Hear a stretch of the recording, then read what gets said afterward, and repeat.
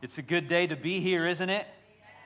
It's good to see y'all here. We're going to have some fun here talking about this story and talking about how we can love our neighbor. This is part 2 of what we started last week, talking about being a blessing. And before I dive into this message, just want to speak to something that many of you have already heard about. But in 5 weeks, Rivers Church turns 4. So with that, we want to do some upgrades and some improvements to our property and some signage and all that, and we just don't have it in the budget, but we wanted to be able to just take care of this property and this place that God has given us. We want to do things with excellence, and so maybe you saw it in the video this week that we would love for you to pray about giving toward the 4-year anniversary project. And so what we want to do is improve some kid signage and get a new banner frame, a new banner, new flag banners for our church, and just increase the street appeal. We want it to look excellent and good. We want our property to continue to communicate that there's something happening here on this property. This place is a good place to go to. There's good people there, and so we just want it to continue to communicate that. We want to upgrade our stage design. We got some ideas and some creative things we want to work on. And so we just didn't have it in the budget, so we thought, let's put it out to the church. If you want to give to the 4-year anniversary project, we'd love for you to do that in the next couple of weeks. So please pray about that and consider giving to that. I just want to say thank you for being generous. So many of you are so generous and so faithful. And as you pray about supporting Kevin and Christine, which I think would be a good thing, that's a long-term thing that we could be a part of. This would be just a one-time thing that you can pray about for the coming weeks. And just know we're going to throw a big party at the end of October and just have some fun with our 4-year anniversary, the last Sunday of October. That's coming up. So, hey, we are blessed to be a blessing. That's what we're talking about. As the followers of God, as His people, we are blessed, aren't we? We're so blessed that God has done so much for us. He's given us so much.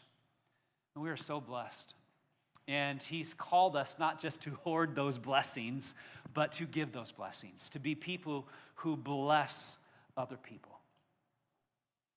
We're blessed. In fact, I just really feel prompted to just remind some of you to not forget all the blessings of God in your life. Because sometimes life gets hard. Sometimes life is challenging. Sometimes we feel overwhelmed. Please don't forget, maybe even today, write them down. Make an account and a list of all the ways God has blessed you. Do not forget, He has blessed you so much. And so, in His blessings, make sure that you give blessings to other people. So that's what we're called to do. And we talked about how Abram was called, and he was called by God to be blessed and then to be a blessing to all the nations and all the families of the earth. And we're part of that lineage. We'll look at that story in just a few minutes. But we are a blessed people called to be a blessing to the world around us. And so we're looking at this bless strategy. And so in your seat there's this bless card there. I'd love for you to take that, and you can take it home. Put it on your fridge, put it somewhere where it just reminds you of ways that you can be a blessing to people. And so again, today we're going to go into this practical ways that you and I can just live out as people of God, being a blessing to people. And really what these are is this is just practical ways that you and I can live on the mission of Jesus. So our mission at Rivers Church here is to love people, live like Jesus, and lead others to Him. And so there's just some practical things that we can do. I would call them missional strategies that we can use to love people, to live like Jesus, and to lead others to Him. And we're calling this the bless strategy. And so there's some great stuff in here. And the word bless is an acrostic, and so we looked at the letter B last week. Begin with prayer. L stands for listen, E stands for eat, the first S stands for serve, and the second S stands for share your story. So we're going to continue on through the word bless, but let's just recap briefly the letter B, because we spent our whole time looking at the letter B, and we talked about the importance of prayer, the power of prayer, and really just the need for you and I to be men and women of prayer. So it begins with prayer, and it continues with prayer, and it ends, everything, it's all about prayer, okay?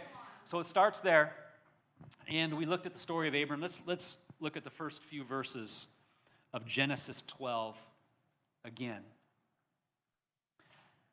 It says this, verse 1, the Lord said to Abram, leave your native country, your relatives, and your father's family, and go to the land that I will show you. I will make you into a great nation. I will bless you and make you famous, and you will be a blessing to others. I will bless those who bless you and curse those who treat you with contempt. All the families on earth will be blessed through you. And so again, we are in the lineage spiritually of Abram's family. So now we have received his blessings. All the blessings that God gave him, that God gives us, and now he's calling us to continue to live this out, that God's people would receive God's blessings, live in God's blessings, and give God's blessings. That we'd be a blessing to the world around us. And what I love about the story of Abram, especially the beginning part, the call of Abram, is that God didn't tell him where he was going. He says, I want you to leave everything. Pack up your bags. Leave your father's family, and I want you to go to this place that I will show you. Those are the words. You see that? Now, he knew the general direction he was going, but he didn't know the exact location he was going to. But God just said, pack up everything and go, and I will show you. Once you go on the way, then I will show you where you're going. That's the life of faith right there, friends. That's where it all started for Abram. Is he was a man who lived a life of faith. It was credited to him as righteousness because of the faith that he lived. He didn't even know where he was going, but he packed up everything and he left, and he went. And isn't that the life of following Jesus too? Like, you don't know where he's going to lead you always. You just know, I'm just following Jesus. I just sense that he's wanting me to do this, and so I'm just taking this step, and I'm just following him. I don't know where it's going to go, but I know that this is the direction that I need to go. That's the life of faith, and that's following Jesus, right? Sometimes we wish that he would give us like the 5-year plan, the 10-year plan. Can you just lay it all out for me, Jesus? Like, I just need to know. That'll really help. But then it wouldn't be a life of faith, would it? Because then you and I could just do it on our own strength. If he told us everything. So he's like, typically he'll give us one step at a time. Now sometimes he'll give us something and it's for like later on down the road. He doesn't tell you how it's going to happen or how you're going to get there. You just know someday it's going to happen. You just kind of hold on to that. You're just praying through it. You're just living this life of faith, taking the steps that he's calling you to take, and you're just trusting him with every step of the way. Sometimes we make mistakes. Sometimes we make poor decisions, wrong decisions. Thankfully, God's grace is there.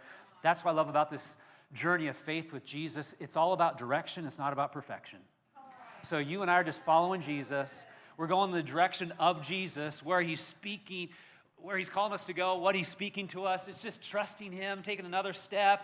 I don't know where this is going to end up. I just know the direction he's calling. And when I fall down, I get up in his grace. When I make a bad decision, okay, God, help me. And he redirects us. He reroutes us. And it's all about direction, not perfection. Jesus fulfilled the perfection thing for you. So you and I just follow him. He is the direction of our life, ultimately. That's what we're going after. I'm after you, Jesus. It's not necessarily after the promotion or the place or whatever it is. Jesus, I'm going after you. You are the direction of my life. And so this life of faith with Jesus, it's direction. It's not perfection. And that's what Abram did. Like, he just lived this life of faith. And God used him to be a blessing. And we are recipients of that blessing generations later. And so as we talk about being a blessing, one of the prayers I want you to pray on a regular basis is, God, who do you want me to bless today? Who can I be a blessing to? Help me to be a blessing to the people in my life. And so that's why I love this this blessed strategy. But then last week we also talked about this, the Who's My Neighbor card.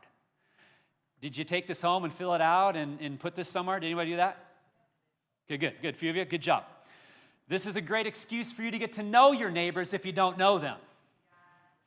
And you can write their names down and just make this a prayer card and put it in your Bible, put it in your journal, put it in your bathroom, and just it's a reminder for you and I to pray for our neighbors, pray for God to move in their life, and pray for God to bless them. Just pray blessings over your neighbors. Again, just a simple, practical thing that you can do. I would even encourage you to prayer walk your neighborhood. We talked about prayer walks last week. Okay, so what is prayer walking? It's walking through a specific area to intercede in prayer, request God's blessings, engage in spiritual warfare, invite God's presence, and look for specific needs and or a person of peace. A person of peace is just someone who's open to talking with you and you just develop a relationship with, and they may even eventually be open to Jesus and hearing about him and putting their faith and trust in him. But again, this is a practical tool that you and I can use just to try to be a blessing to the world that we live in. In fact, got a cool story this week. One of our people texted me. She has done many prayer walks in her neighborhood, and she was so excited. This last week, she ran into one of her neighbors, struck up a conversation, got to know them, and she said, God gave me the boldness. And I asked him to come. Now, she has a Bible study in her house. And she said, God gave me the boldness to invite him to my house and join us as we read the Bible and just learn more about God. And wouldn't you know, he said yes. And she was so excited, she couldn't wait to text me and let me know. And so we're just praying for God to continue to move in his life, in this neighbor, and in the whole neighborhood. But she had been praying. And all of a sudden, God opened a door. Person of peace. God's on the move there. And so I just want to encourage us to be men and women of prayer. To keep praying for God to move. All right, so let's go to the L. L stands for listen. And I think it's a both and there. It's listening to God, and it's also listening to people.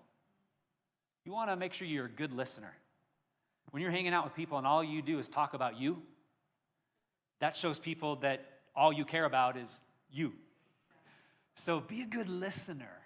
That's just communication 101 right there. It's just listening, and that just shows people I care about you. So listen to them, get their story, but also listen to God. We want to be open to him speaking to us, open to him prompting us. Just like in this story that Pastor Amy read. Let's look at this again, just a few verses of it. But Acts chapter 8, I love this story of Philip. He goes on this road, runs into this Ethiopian treasure, and boom, someone gets saved. That's kind of cool. So he was in this city where miracles were happening, people were getting saved, God was on the move, and God spoke to Philip and said, I want you to go out on this road and start journeying on this road. So he does. And while he's walking on this road, he sees this chariot or this carriage and this procession, and he apparently seems to recognize that a guy from Ethiopia, and it's a treasurer from Ethiopia. And in this moment, as he's noticing this, the Spirit speaks. That's what it says, verse 29, Acts chapter 8. The Holy Spirit said to Philip, go over and walk along beside the carriage. So what's interesting is God didn't tell Philip what to say. He just said, hey, just go do this. Why don't you go do this? Okay, just a step of faith right there, isn't it? Sounds kind of an interesting thing. Just go up next. Okay, all right. So he does. And Pastor Amy pointed this out. I love this, that Philip, he didn't debate with God. He didn't argue with God. It says, verse 30, Philip ran over. It's like he was excited. All right, here we go, God. Because he's been seeing God move. And so he's like, it's about to happen again. And so he ran over. He ran over next to that. And he heard the man reading from the prophet Isaiah. And Philip asked him, do you understand what you are reading? So again, Philip, sometimes we can do this. God, is this really from you? I don't know. Maybe. God, if this is you, would you show me a sign? Give me a sign. Make it start raining right now. Yeah, maybe it's not, maybe I'm just thinking of things, But Philip doesn't do any of that. He just runs right over. And God's like really teeing him up here because the guy's reading Isaiah. Like if you sense God was calling you to go and connect with somebody, you walk up and they're reading the Bible, you're like, oh, here we go. I don't even have to start with the small talk because that's typically how it starts, right? Hey, how's the weather? Aren't you thankful it's cooling down in Phoenix? Feels better. I don't know. I hear it's going to warm up again the next few days. I don't know. Maybe we got another heat wave coming. I don't know. How's the Cardinals doing? Let's not talk about the Cardinals. They're not good. But the Seahawks, they're really good. So let's talk about Seahawks. We start all the small talk. And then we hopefully can move it into the spiritual conversation. But if they're reading the Bible, you can just go straight for it, right? That's what's happening here. Philip's like, oh, this guy's reading from Isaiah. This is great. And so he asked him this question, and then this is the man's response. The man replied, how can I understand it unless someone instructs me? And he urged Philip to come up into the carriage and sit with him. And that's the beginning of this really, well, that's not really the beginning. It's the continuation, though, of this incredible story, maybe the beginning of this relationship, and God just opens the door for Philip to begin to connect with this guy. And then he shares the gospel, connecting Jesus to Isaiah, those words that Isaiah wrote 700 years before Jesus walked on the earth. And he explained all of that. What a beautiful story the gospel is. And he shares the gospel of Jesus. Philip leads this guy to Jesus, baptizes him, and it's just, I just think it's an incredible story.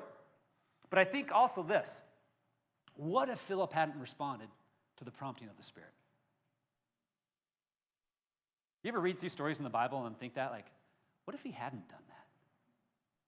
Because I know there's been moments in my life where maybe I might have had an opportunity, I don't know, but I just didn't respond. What if Philip hadn't? You know, he would have missed out on sharing the gospel with this guy, and this guy would not have gotten saved. That's a bummer. But not only that, did you know history tells us that throughout the centuries, Ethiopia has been a Christian nation?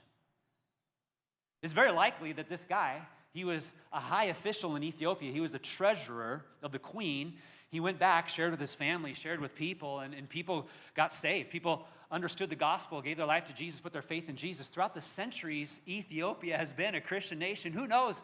It seems very likely that could have happened just from this very moment, all because one person was curious, wanted to hear more about Jesus, gave their life to Jesus, and took that home to Ethiopia. But really, even before that, all because the Spirit spoke to some guy and said, run up next to a chariot. Who knows? You never know what's on the other side of your obedience. You never know who's going to be impacted. You never know whose life is going to be changed. Let's just be open for the Spirit to speak, and let's learn to listen to Him. Because I just want to hear incredible stories like this. I want to see you experience the supernatural power of God. In fact, I think too many Christians are just living lives that are easily explainable because you don't see the power of God moving in and through them. I want you to live a life that's unexplainable, except that it must be God.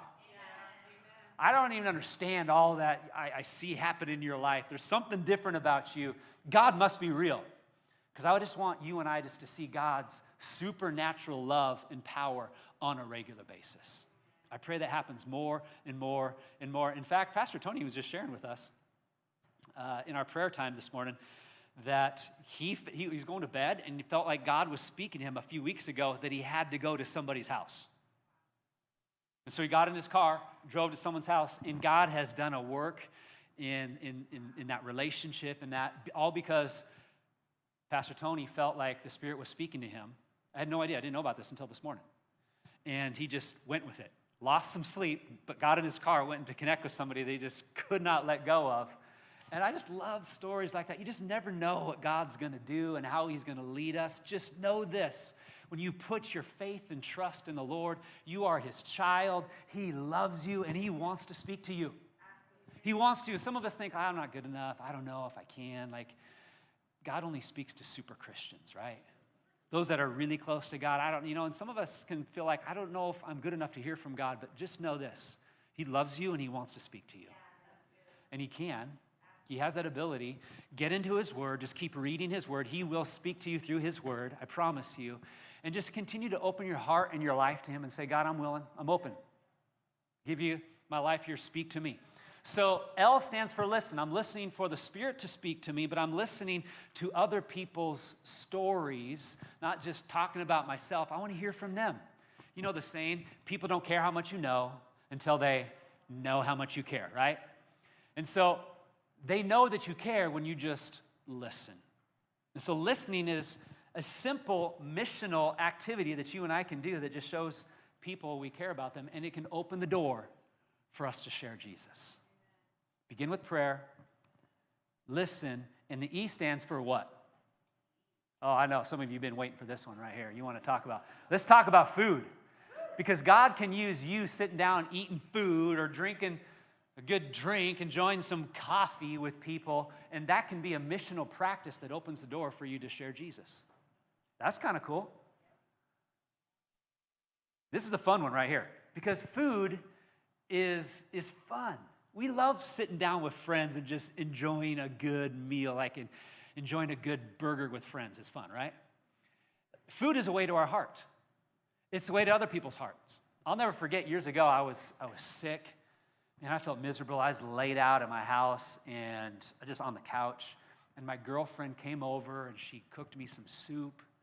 She made dinner for me, and she took care of me, and she did that for several days in a row. And I thought to myself, this girl is pretty awesome. And through food, she really continued to win her way to my heart, so much so that 23 years later, I've been married to her for 22 years. Because I thought to myself, not only is she good looking, but also she's good at cooking.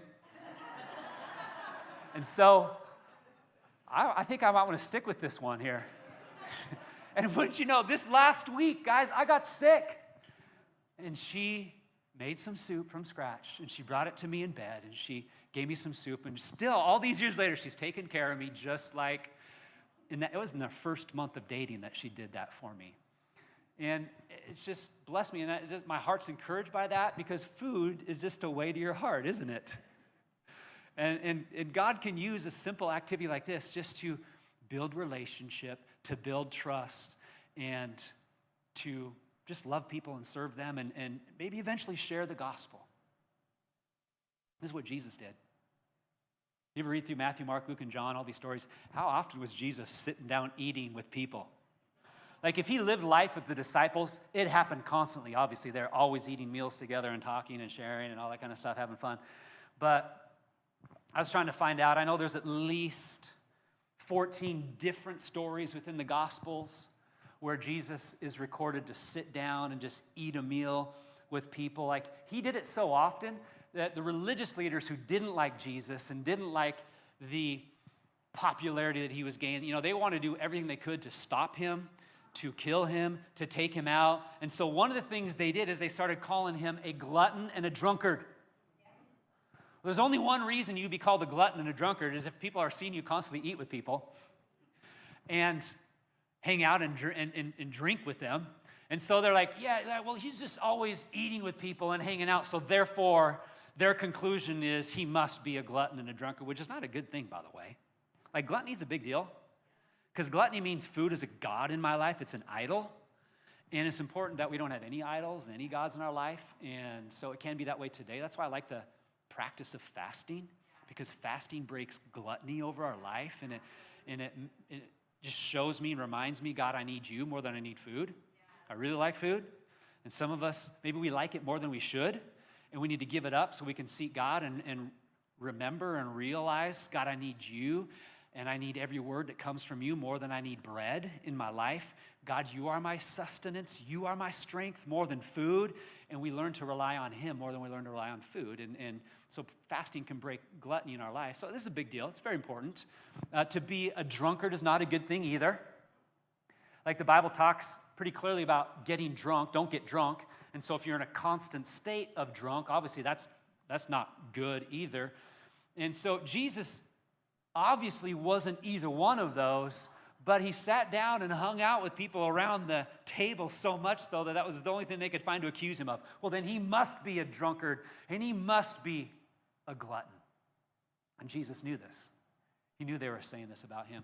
So one time he's talking to a crowd of people, and he's like, you guys didn't like John the Baptist. He didn't eat or drink, and you just said he was crazy and a demoniac. Then he said this about himself, Luke 7. The Son of Man, on the other hand, feasts and drinks, and you say he's a glutton and a drunkard and a friend of tax collectors and other sinners. And so to the religious people, that was bad. How dare you be a friend with sinners, especially tax collectors? Those people have, turned their back on us. And so they're outcasts to us. How dare Jesus be a friend to those types of people? But those were his friends. You see, I don't want to get ahead of myself here. So Jesus, maybe I should. This is good. Jesus didn't just befriend his disciples and hang out with them. He had friends outside the circle, friends that didn't believe in him, friends that were curious about him. He made friends with everybody. He made room and space for everybody. He sat at a table with people who thought differently than him, who lived differently than him, which would be everybody really, actually, technically. Even his disciples, because they still couldn't quite get it, right? But he just sat down and he shared life and meals with people. He had this incredible relational circle with people. In fact, 2 verses later, after that verse that I just read, it says this: one of the Pharisees asked Jesus to have dinner with him. So Jesus went to his home and sat down to eat. So even the Pharisees, some of them actually were curious at least about him and invited him over to hang out with him. And Jesus did that too. The religious people that were looking down on him and wanted to take him out. And so you think about this circle of relationships that Jesus had. And I think it's good for us to even apply that to ourselves. Do my relationships mirror that of Jesus' relationships? Because Jesus didn't just hang out with those that were into him. He hung out with those that were different from him and different from all the other religious people and all the other Jewish people. He made space for everybody. Do my relationships mirror that of Jesus' relationships? We can get caught up just hanging out with church people and Christians and just encouraging one another. And it's important that we live out the one another thing. Like the New Testament talks about love one another, serve one another within the body, okay, mutually submit to one another, all of that. Super important. We need to encourage one another. We need that one another life, don't we? But also it's important for us to have relationships outside of the faith, outside of even our ethnic group. It's so important for us. And so I would encourage you, as we think about eating with people, would you consider getting to a table with somebody who looks different than you, who even votes different from you? Not so that you can tell them how they're wrong or show them how they really need to live their life, but just so that you can listen and learn. And what I've learned by doing things like that is my love for people grows when I sit down and just hear their story. And I just share a meal with them. Again, food is a way to our hearts. And when you share food with people, like you're bonding hearts together. Jesus knew this. He did this. And you and I can do the same thing. Eating can be a very spiritual thing, guys. And this is just a fun thing that we can do, just to invite people over and share a meal together. And I think God will use that in your life. Let's talk about the first S. The first S stands for serve. So, as you pray, as you listen, as you even have moments where you're eating with people or going out to coffee with people, what you want to do also is look for ways and opportunities that you can serve other people. What are their needs? What are the pains and the struggles that you're seeing in their life, or even in your neighborhood? You're doing prayer walks, or maybe around your workplace. You're just praying and you're noticing needs. There's different things that maybe you see and you're like, God, how can I meet this need?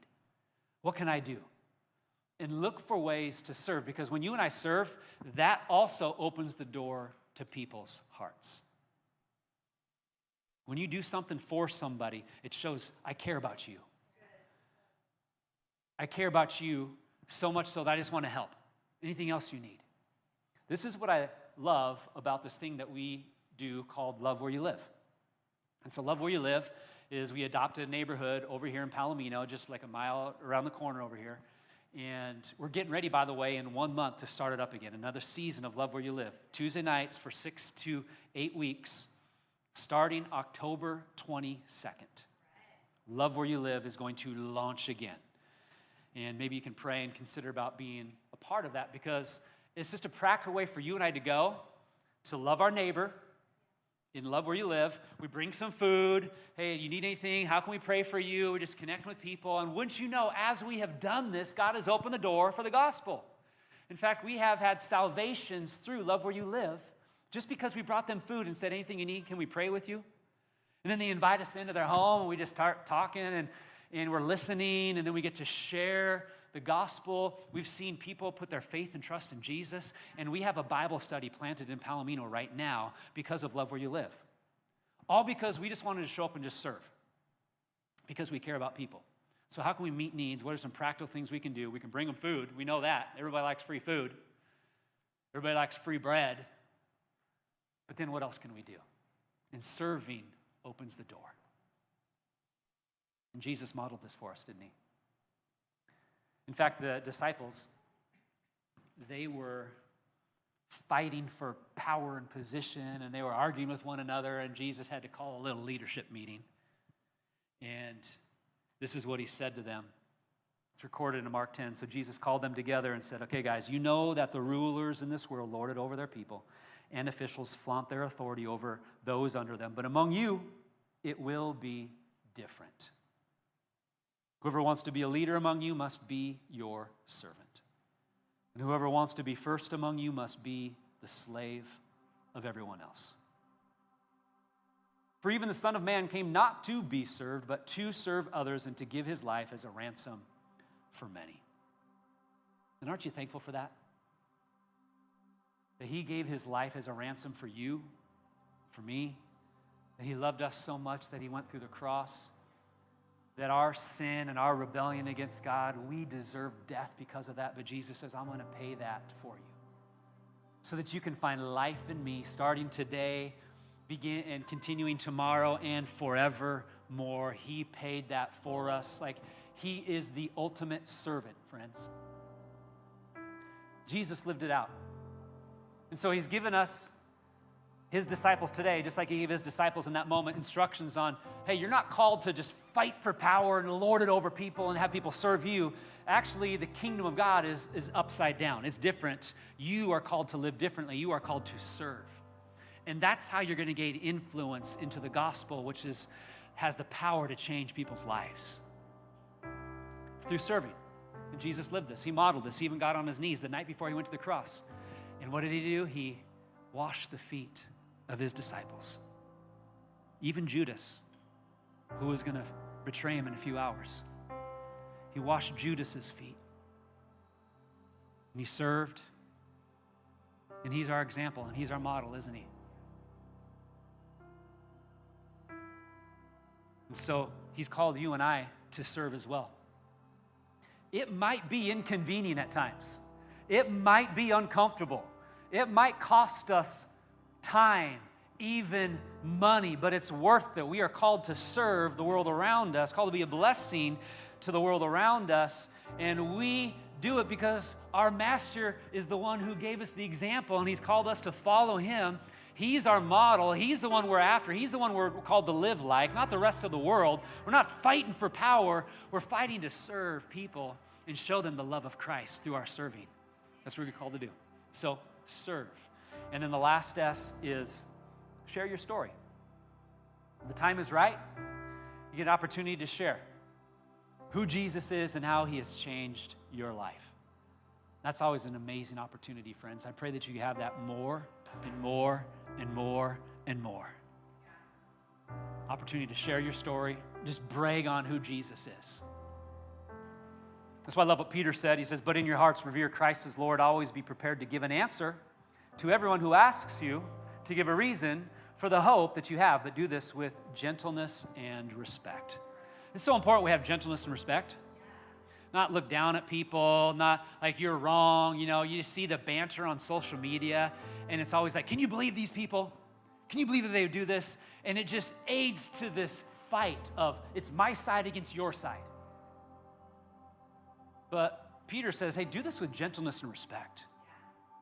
Because that's how you're going to build relationship, build a bridge, gain respect from them.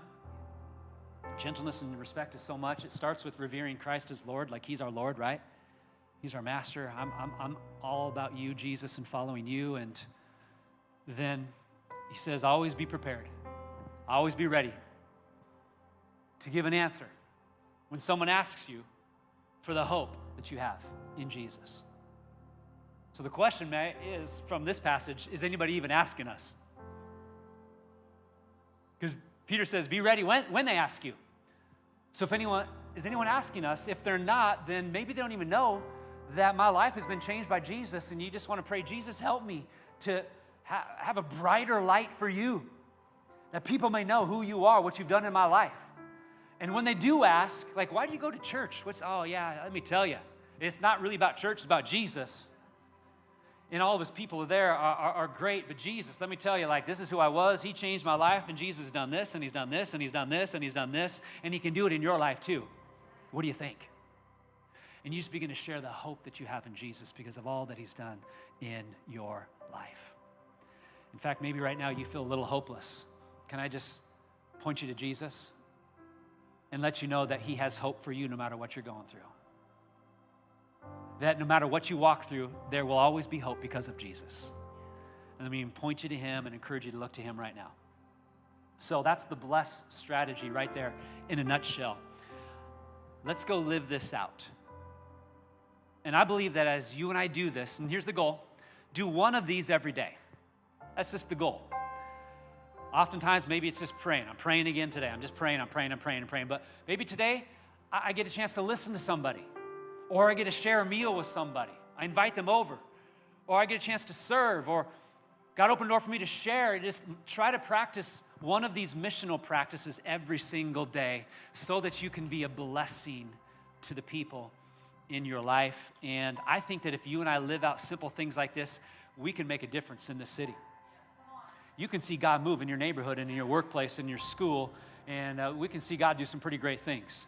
This is just simple ways for you and I to be used by Jesus to make a difference because he has blessed us, so let's be a blessing to the world around us, right? So start asking this question, start praying this. Lord, who do you want me to bless today? Today, who do you want me to be a blessing to? And as you pray that and live that and you're just open, I believe that God's going to bring people of peace to you. It's going to happen.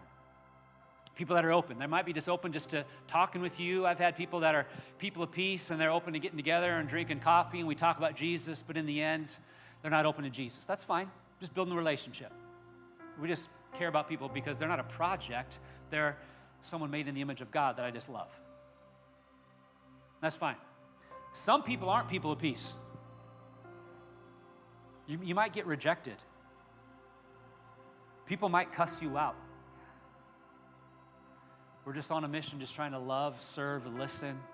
I was on a prayer walk in a neighborhood over here on the backside of the church, and the guy noticed. I walked by his house. He was outside and I walked past again. He's like, hey, what are you doing out here? I'm like, I'm just doing a prayer walk, just praying for everybody here. Anything I can pray for you? And he's like, get the F off my property, F you, and all this. And like, he started saying, like, he said that word a lot, and it wasn't friend, and it wasn't friendly. It was another F word. And like, I'd never heard so many F words in 4 sentences. And I'm in my mind, I'm thinking, not a person of peace. So I'm like, God bless you, sir. I'll just go on my way. But he was angry. It was interesting. I just asked if he needed prayer, and he was angry. And so I just knew something's going on there. Wasn't the right moment, right time, but I just prayed. God somehow, some way soften his heart. It might happen to us, guys. You just never know what's going to happen, but we're saying, okay, God, I just want to try to bless people today. That's the goal. So who do you want me to bless today?